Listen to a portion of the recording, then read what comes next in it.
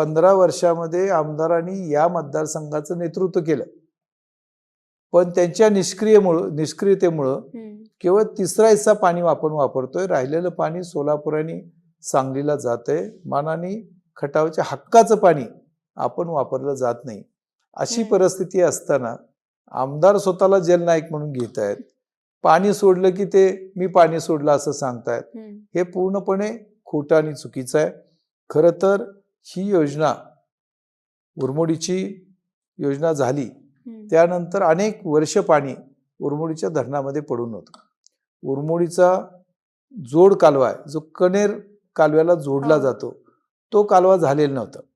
पवार साहेबांना मी तो प्रकल्प सांगितला की हा जोड कालवा झाला तर आपल्याला उरमोडी धरणातलं साठवलेलं पाणी प्रत्यक्ष कनेर कालव्याच्या माध्यमातून मान आणि खटावच्या दुष्काळ भागाला नेता येईल.